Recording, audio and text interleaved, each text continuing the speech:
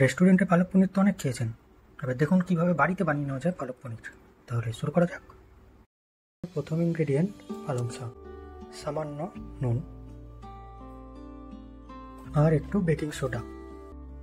এবার এতে পালং শাকটা দিয়ে দিয়েছি।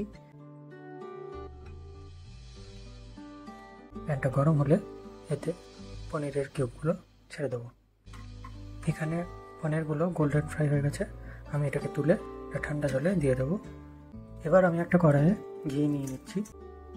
এর মধ্যে এবার একটু সাদা জিরে দিয়ে দেবো আর তারপরে পেঁয়াজ কুচিগুলো এর মধ্যে দিয়ে দেবো।